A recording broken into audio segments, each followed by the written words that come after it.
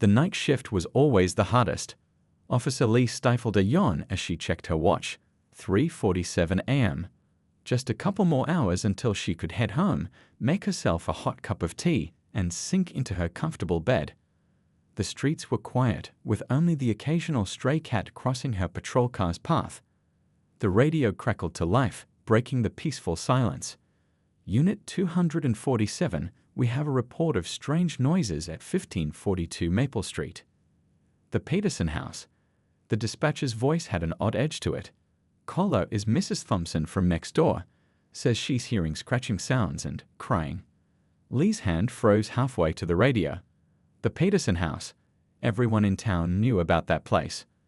2 years ago, it had been a beautiful family home with flower boxes in every window and children's bikes in the driveway. Now it stood empty, a dark reminder of how quickly happiness could turn to tragedy. "Copy that," she responded, trying to keep her voice steady. En route to 1542 Maple. As she turned the patrol car around, memories of that terrible night flooded back. She'd been off duty when it happened, but the stories from her fellow officers had been enough to give her nightmares. The house had been sealed up since then, the family's belongings left exactly as they were, frozen in time like a museum of loss. The street lights cast orange pools on the wet pavement as she drove. It had rained earlier, and the moisture hung heavy in the air. Lee had answered dozens of calls about the Peterson house before, teenagers breaking in on dares, homeless people seeking shelter, even ghost hunters trying to capture evidence of supernatural activity. But something about this call felt different. Mrs. Thompson wasn't the type to call police over nothing. She was a retired schoolteacher who'd lived on Maple Street for 40 years. Level-headed, practical, not given to flights of fancy. If she said she heard something. As Lee approached the street, she noticed how the streetlights seemed dimmer here, as if something was drawing the energy from them. The Peterson house loomed at the end of the block, a dark shape against the night sky. No lights in any of the windows, which was normal. But there was something else. A heaviness in the air, like the feeling just before a thunderstorm. The radio crackled again. Unit 247, update on the Peterson house call. Mrs. Thompson reports the sounds are coming from the second floor. Specifically, there was a pause, and Lee could hear papers shuffling. Specifically from the nursery. Lee's fingers tightened on the steering wheel. The nursery. Of all the rooms in that house, that was the one that featured most prominently in the whispered stories. The one room that had been completely sealed off, its door locked and bolted shut by order of the investigators.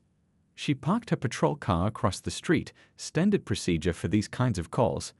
Close enough to reach quickly if needed, far enough to maintain a clear view of the property.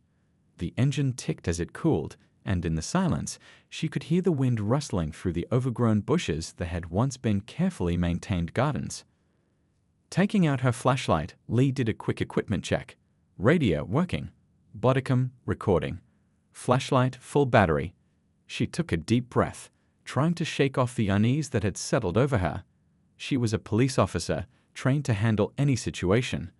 This was just another call, just another empty house with strange noises that would turn out to have perfectly logical explanations. But as she stepped out of her car and heard what sounded like a child's laughter floating on the wind, she knew this night was going to be anything but ordinary. The beam of Officer Lee's flashlight cut through the darkness as she made her way up the cracked concrete path. Fall leaves crunched beneath her boots, their dry rustling somehow too loud in the pre-dawn quiet. The old Peterson house towered above her, its windows like dark, hollow eyes staring down at the lone figure approaching its door. Her breath formed small clouds in the chilly air. It wasn't just cold. There was something else, something that made the hair on the back of her neck stand up. The porch steps groaned under her weight, the sound seeming to echo through the empty street. She remembered how these same steps had once been painted a cheerful blue, how they'd hosted countless weekend barbecues and holiday gatherings. Now the paint was peeling, revealing rotting wood underneath. A sudden movement caught her eye. Her flashlight beam darted to one of the upper windows, the nursery window, but revealed only a tattered curtain moving in the breeze. Except there wasn't any breeze. The night was still, not even a whisper of wind stirring the overgrown grass in the yard.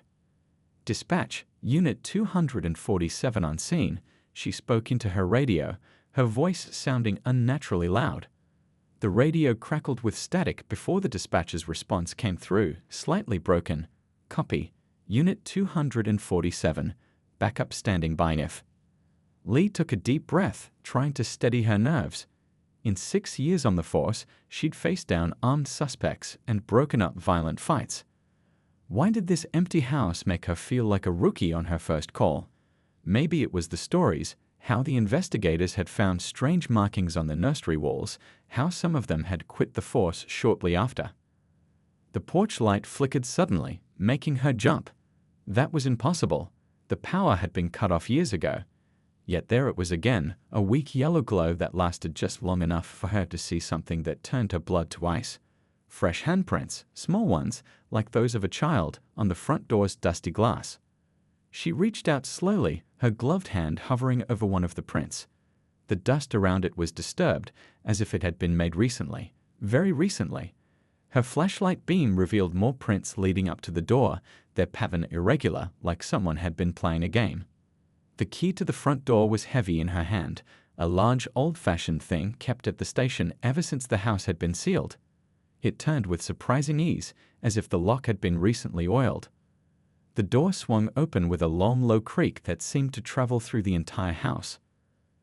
The entrance hall stretched before her, wallpaper peeling from the walls in long, curling strips.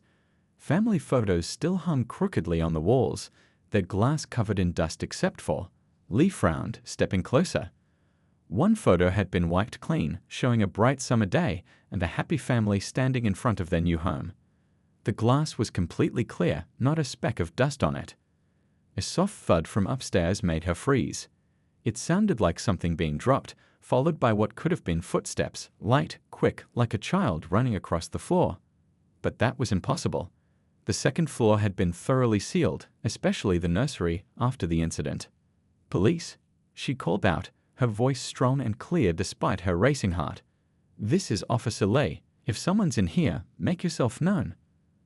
The house answered with silence, but it wasn't an empty silence. It felt expectant, like the pause between a question and its answer.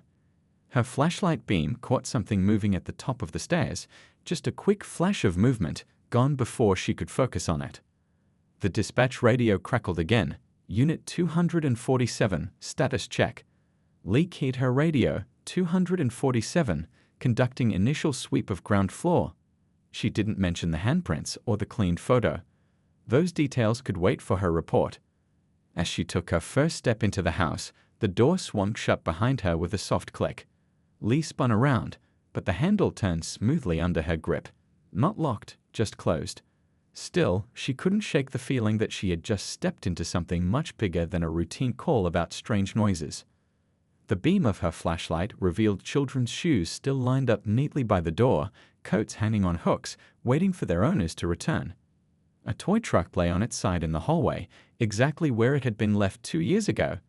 Everything was covered in a thick layer of dust, everything except for a single clear path through the middle of it all, like someone had recently walked through. Officer Lee moved carefully through the ground floor, her flashlight beam sweeping methodically from corner to corner. The living room was frozen in time, an open magazine on the coffee table, a half-empty cup of tea long since dried up, the TV remote placed neatly on the armrest of a dusty armchair. Everything looked like the family had just stepped out for a moment and would return any second. She noticed something odd about the room's temperature. Despite the autumn chill outside, this room felt almost warm, like someone had been sitting here recently. Her flashlight caught something moving in the corner, just a spider web drifting in air that shouldn't have been moving at all, since all the windows were sealed shut. A soft jingling sound drew her attention. In the corner, a baby's mobile hung above an empty playpen, its little stars and moons spinning slowly. Lee felt her throat tighten. There was no breeze, no air conditioning, nothing that could make those delicate shapes dance in the darkness. "Dispatch," she whispered into her radio. "Ground floor sweep in progress." No signs of forced entry, but she paused, unsure how to describe what she was seeing. The radio crackled with static, the dispatcher's response barely audible. "Repeat. Can't hear. Signal." Moving into the kitchen, Lee's boots left prints in the thick dust on the linoleum floor. Here too, everything was exactly as it had been left, dishes in the drying rack, a calendar on the wall still showing that final month. But something was different. The refrigerator door, which had been sealed with police tape 2 years ago, now had fresh crayon drawings on it. Bright, colorful pictures of a house, a family, and what looked like. Lee leaned closer, her hand trembling slightly as she touched the paper. A police car. The drawings were fresh, a crayon mark smudged under her gloved finger. A child's giggle echoed from somewhere above, followed by the distinct sound of running footsteps across the ceiling. Lee's heart pounded in her chest as she keyed her radio again. Dispatch, possible subject on second floor. Requesting backup. This time, only static answered. Making her way back to the hallway, she noticed more changes. The dust on the floor had been disturbed in patterns that looked like hopscotch squares. A toy car that she distinctly remembered seeing by the front door was now halfway up the stairs, as if it had been played with and abandoned mid-game. The scratching sound that Mrs. Thompson had reported grew louder, coming from upstairs. It wasn't the random scratching of an animal. It had rhythm to it, almost like someone drawing or writing. Lee's flashlight beam fell on an old family photo at the bottom of the stairs.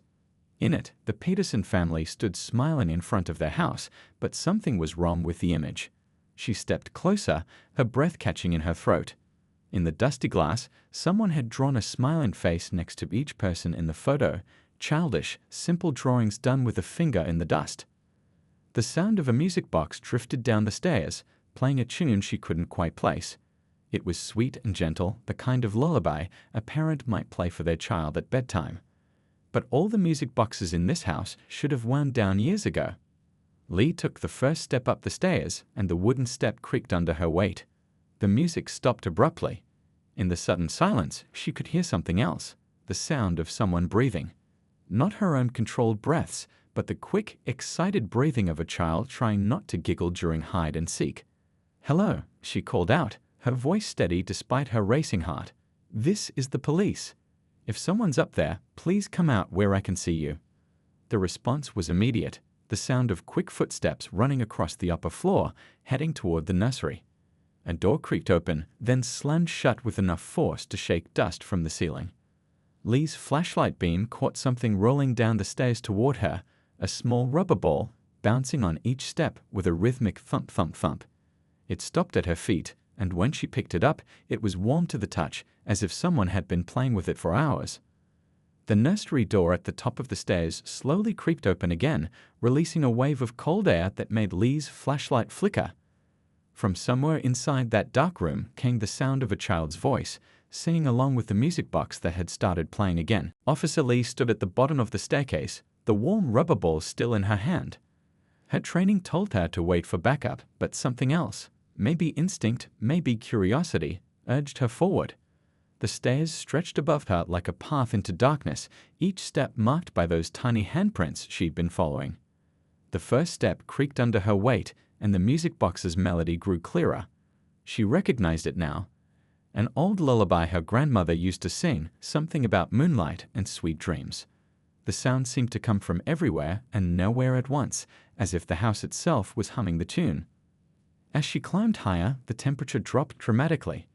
Her breath came out in visible puffs, and the cold seemed to seep through her uniform. The beam of her flashlight caught something unusual on the wallpaper, crayon drawings that definitely hadn't been there during previous checks of the house. They showed stick figures holding hands, smiling suns, and police cars drawn in bright colors that looked fresh against the faded wallpaper. Halfway up the stairs, her radio crackled to life. Through the static, she could barely make out the dispatcher's voice. "Unit 247, signal weak, backup 20 minutes. Then nothing but white noise. Lee tried to respond, but only got static in return.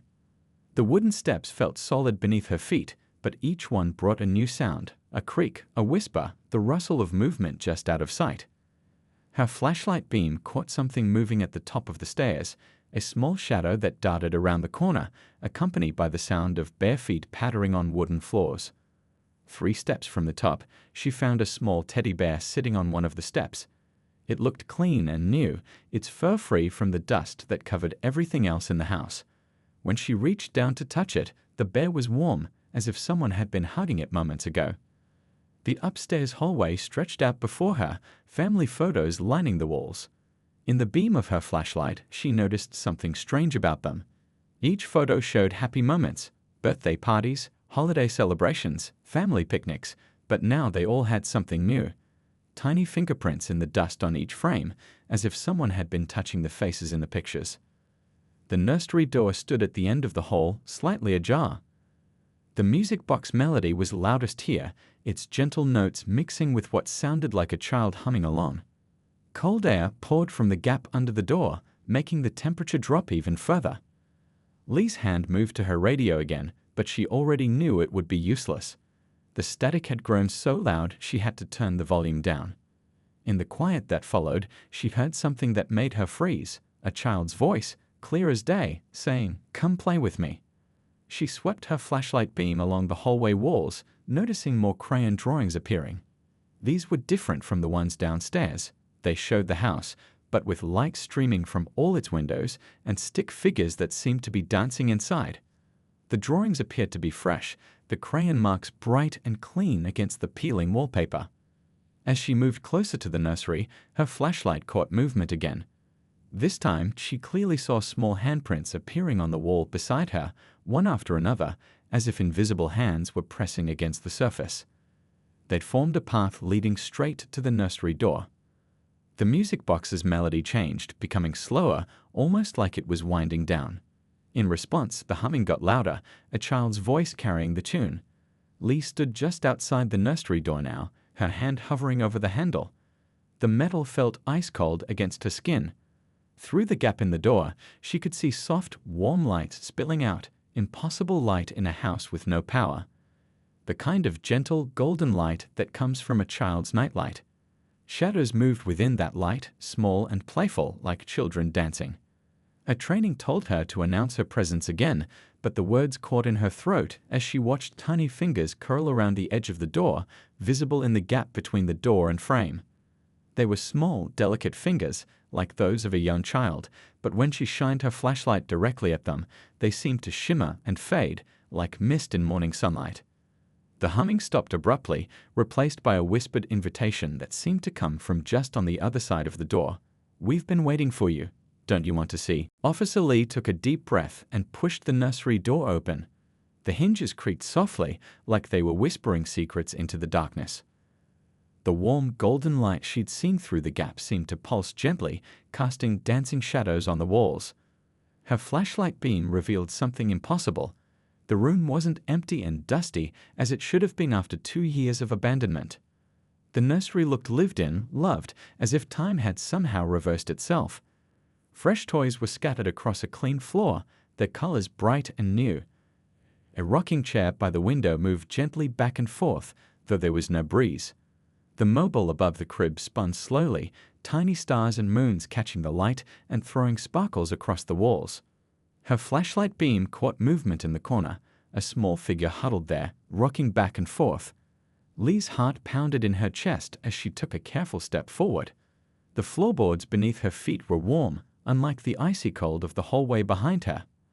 "Hello," she called out softly, keeping her voice gentle and calm despite her racing heart. "I'm here to help. Are you okay?" The figure didn't turn around, but the rocking chair's motion changed, matching the rhythm of the child's movement. On the walls, crayon drawings seemed to appear as if drawn by invisible hands. Pictures of happy families, of children playing, of police officers helping people.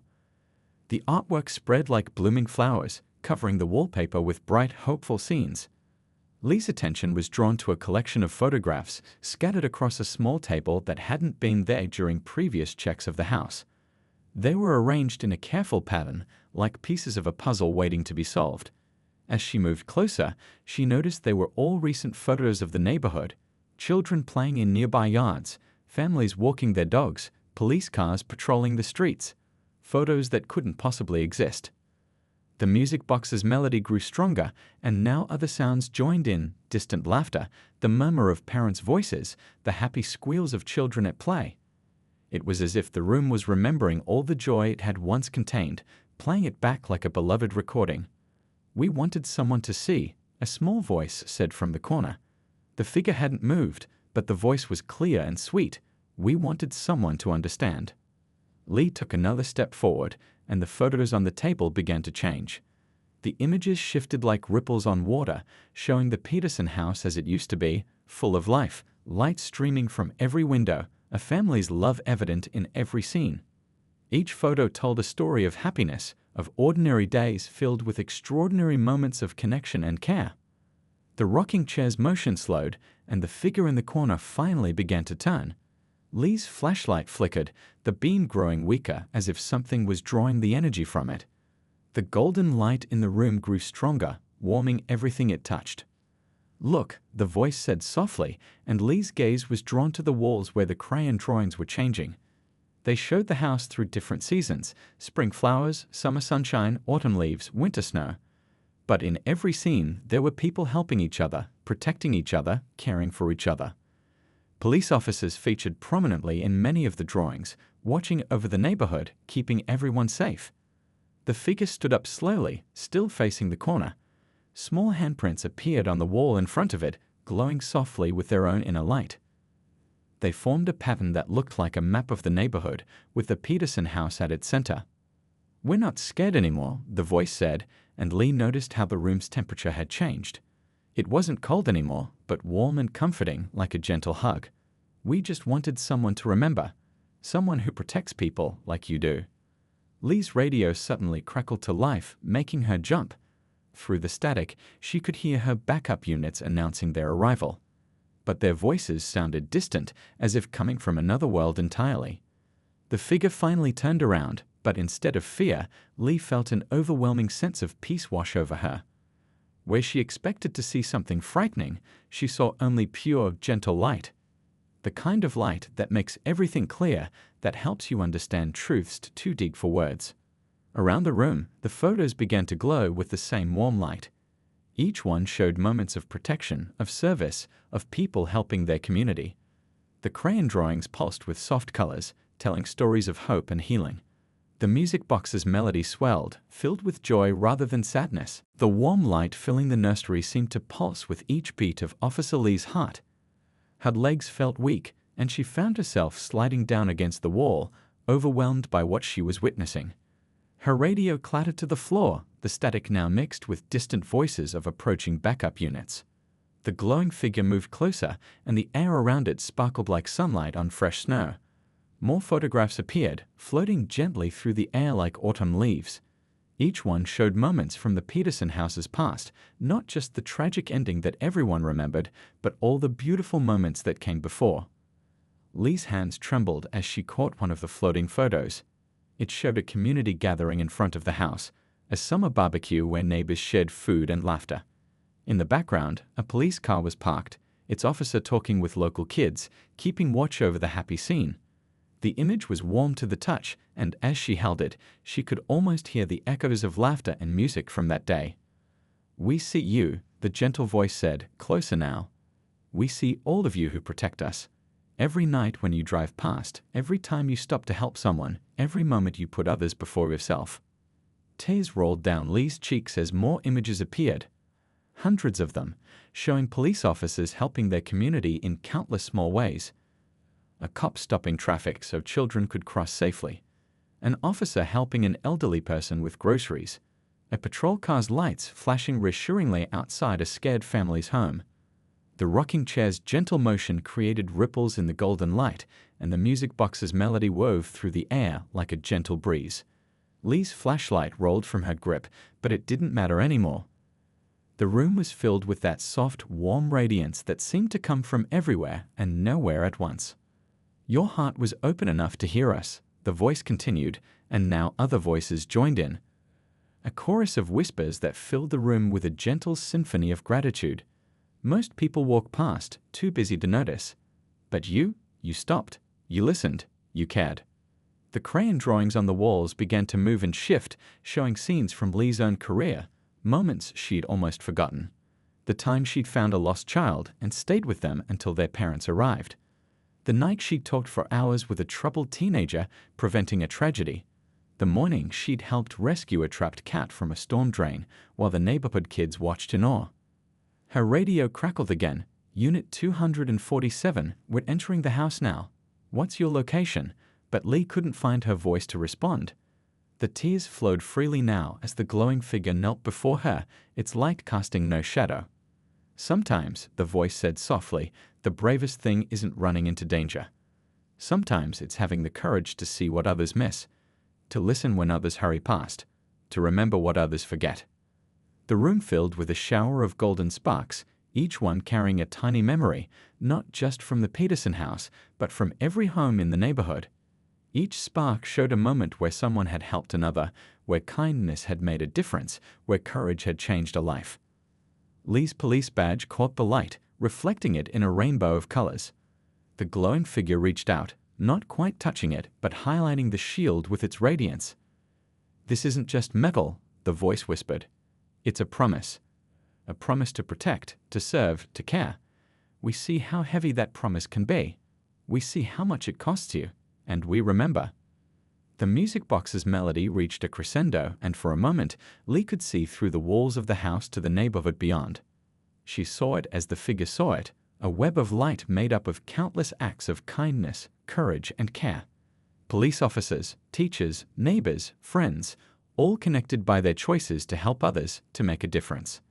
"Some people think this house is haunted by sadness," the voice said, as the golden light began to pulse more softly. "But it's not. It's protected by love, by memory, by gratitude for people like you who keep watching, keep caring, keep protecting." When backup officers found Officer Lee in the upstairs hallway, she was sitting quietly against the wall, tears still drying on her cheeks. The nursery door stood open, but the room beyond was empty. No photos, no drawings, no glowing light. Just dust and shadows and the lingering warmth of something extraordinary. The next few hours passed in a blur of activity. Other officers searched the house but found nothing unusual. The police photographer documented the scene, his flash lighting up empty rooms. Lee sat in the back of an ambulance, a blanket around her shoulders, trying to find words to explain what she had experienced. She took a month's leave after that night, not because she was scared or traumatized, but because she needed time to understand what had happened. During those weeks, she often drove past the Peterson house, and sometimes she could swear she saw that gentle golden light in the windows, like a lighthouse guiding ships to safe harbor. Word spread through the department, as such stories do. Some officers smiled and shook their heads, filing it away as just another strange tale from the night shift. But others, especially the veterans who'd been on the force for decades, they listened with knowing looks. They had their own stories, their own moments when the thin blue line between ordinary and extraordinary had blurred. The neighborhood changed after that night. People started leaving flowers by the Peterson house's front gate, not out of sadness or fear, but in recognition of something deeper. Children no longer ran past the house or dared each other to touch its doors. Instead, they would sometimes stop and wave, as if greeting old friends. Mrs. Thompson, the neighbor who had made the original call, told Lee something interesting a few weeks later. "You know," she said, pouring tea in her cozy kitchen, "I've lived here 40 years. Seen officers come and go, seen families grow up and move away. But I've never felt safer than I do now. It's like the whole neighborhood is being watched over." Lee returned to duty with a different perspective on her job. She noticed themes she might have missed before, the way certain houses seemed to brighten when her patrol car passed, how sometimes the wind carried whispers of gratitude, how every act of service, no matter how small, rippled out into the community like rings in a pond. The department eventually decided to demolish the Peterson house 6 months after that night. The day before the demolition crews arrived, Lee did one final walkthrough. The nursery was empty now, stripped bare, but as she stood in that room, she heard the faint melody of a music box. On the wall, a single crayon drawing appeared, a simple heart, drawn in golden light, with the words "Thank you for seeing us" written beneath it. The demolition went smoothly, and a small park was built where the house had stood. Local children helped plant flowers and trees, and someone, no one quite remembers who, installed a small bench with a plaque that reads, "For those who protect and serve, seen and unseen." On quiet nights, especially when the moon is full and the world holds its breath between midnight and dawn, people still hear children's laughter in that park.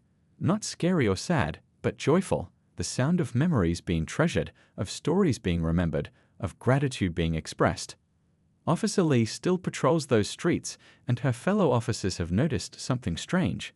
Whenever she works the night shift, calls about lost children drop to zero. Missing pets find their way home. Family disputes calm down before they can escalate. It's as if something watches over her patrol route, helping her keep the peace in small but significant ways. Sometimes, on her breaks, she sits on that bench in the park. And sometimes, if you watch carefully, you might see golden sparkles of light dancing around her like fireflies made of pure joy. The neighborhood children say she's talking with her friends, the ones who remember, the ones who watch, the ones who showed her that the most important part of protecting and serving isn't the badge or the uniform, but the heart that guides them.